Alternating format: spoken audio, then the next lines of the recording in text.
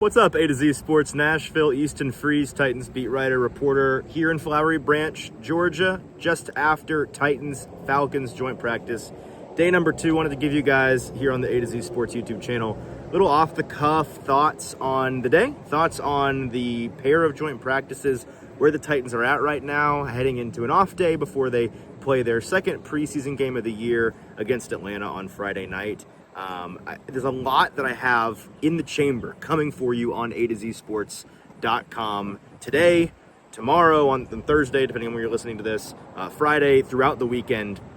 Kind of a lot of really good stuff on and off the record here in Atlanta. Had a lot of good conversations and watched a couple of, I think, meaningful practices. I wouldn't say good practices. They were meaningful to figuring out where this team is, though, right now. So keep it locked on atozsports.com for some of my written content, and then I'm sure as we write about it, we'll talk about it on the A to Z Morning Show, which I will be on Thursday morning with JT, and then Friday morning with Austin. But I want this video to be kind of a post-mortem on the days of practice. So we're not going to touch on some of those bigger picture ideas from conversations I had. A lot of talk about the building culture of this team, the importance of continuity. We heard from Brian Callahan on that, Cam Ward on that. I've got some quotes from assistant GM Dave Ziegler on that. Had some conversations on that topic that I think are really interesting. Some conversations on where this roster is at right now and what the ideal Titans roster looks like. So I'm done teasing. A minute and a half into the video, it's been all teases. Here's what I do want to talk about in this video. So the Titans' second day of practice today was a definitively better day for them, both in terms of energy and in level of play. That doesn't mean that it was good, though. I wouldn't say it was a bad practice. I would also not say it was a good practice. I would say that it was a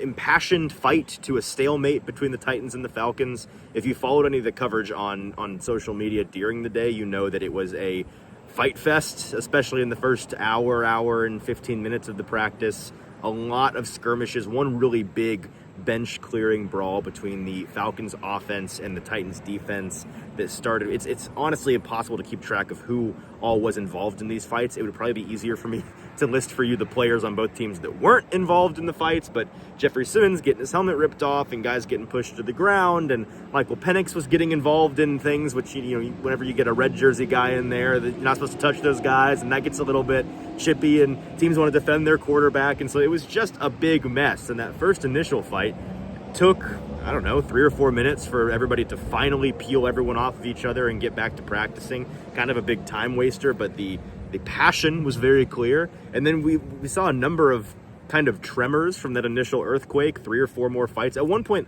on that field in particular, the Titans offense and the Falcons defense were mostly behaving themselves. It was the Titans defense and the Falcons offense that were getting really chippy, and at one point it felt like every other tackle was threatening to turn into two guys going at each other, throwing punches, wrestling around on the ground, and the coaches had to really be on top of getting everybody off of each other as soon as the plays came to an end. At one point, when I think things really jumped the shark, once we were getting our 4th or 5th fight of the day, depending on how you classify them, in punt return drills. We were having gunners run down the field and guys return punts, and it was like 5 guys on the field, and we were still getting fights. Van Jefferson and Alec Iamaner. It was a big mess. It was indicative of the Titans coming out angry from a practice yesterday that cornerback Jarvis Brownlee Jr. described as BS, which it was. It was a BS practice, and they looked like a team, to their credit, that had spent all day yesterday thinking about a pretty BS practice, and they were looking forward to getting a chance today to come out hotter, to come out faster, and they did that. Now, I don't want to go overboard. A lot of people will give credit. You can tell this team cares.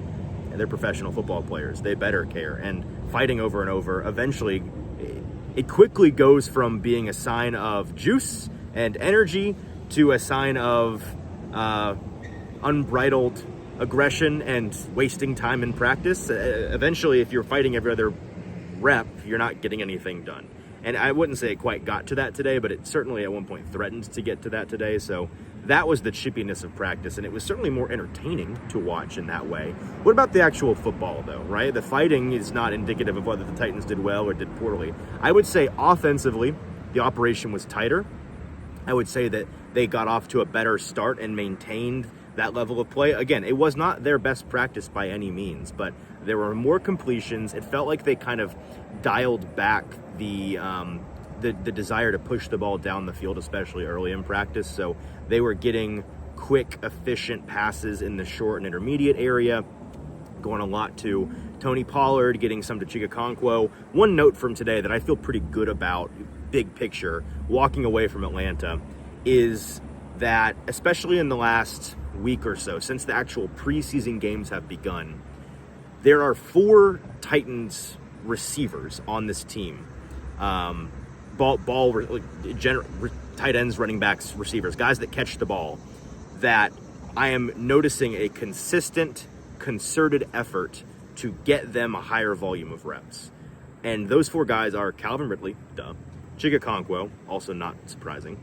Tony Pollard is getting a lot in the passing game, especially with Tajay Spears not out there anymore. Saw a lot of that in Atlanta. And the 4th guy is Alec Iamaner, who I'm going to be writing. That's another thing that I'll be writing about at length here in the coming days. He is, in terms of just the receiving room, when it's just 7-on-7 drills and they're going to the receivers pretty exclusively, he's the only guy besides Calvin Ridley that they are consistently going back to and trying to get him the ball in different areas of the field. He's not just the dump off guy. He's not just the screen guy. He's not just the middle of the field guy. He's not just the deep shot guy. He's doing a little bit of all of it. And he and Calvin are those guys. Now, as we talked about yesterday, and as I wrote about yesterday, it's not always been good.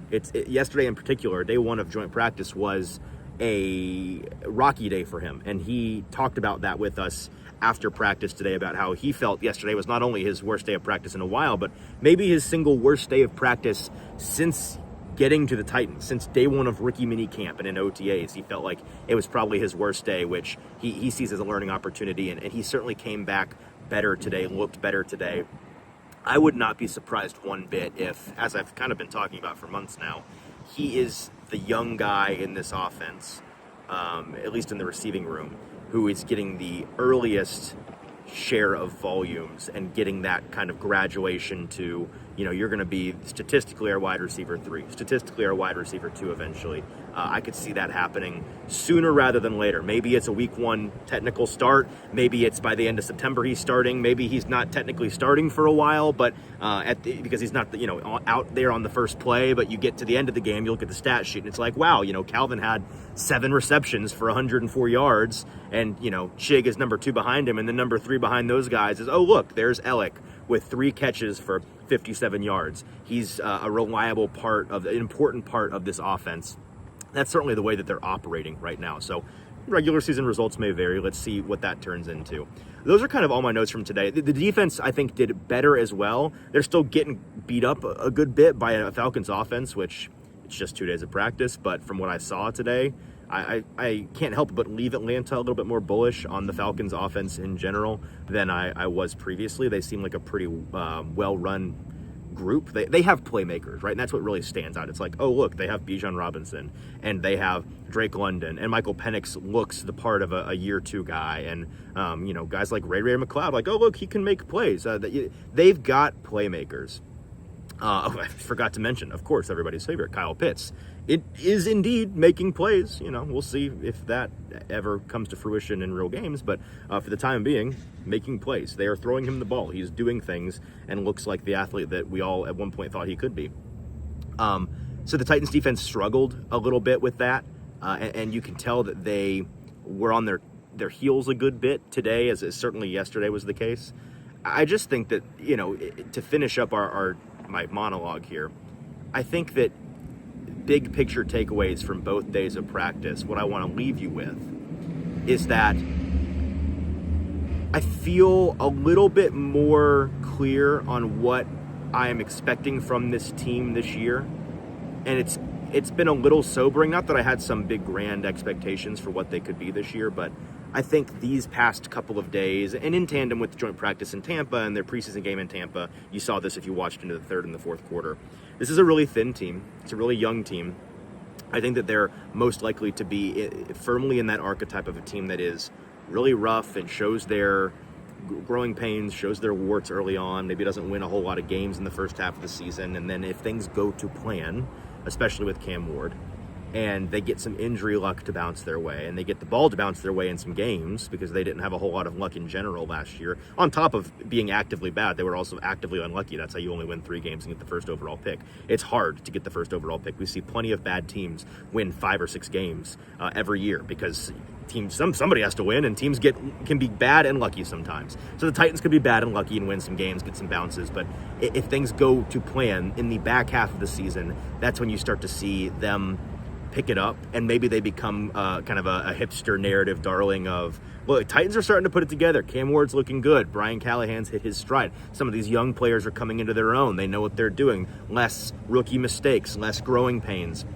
I do think on the defensive side of the ball, that is going to require some serious injury luck because this shouldn't come as a surprise based on where they've allocated, the front office has allocated their resources this year in terms of offense and defense. But it feels like the coin's kind of flipped this year with the offense having some depth that you can rely on. The defense, man, they're going to live on a razor thin margin of potentially good or potentially bad based on who they have starting and who they have in the second and the third seat in each of those position groups because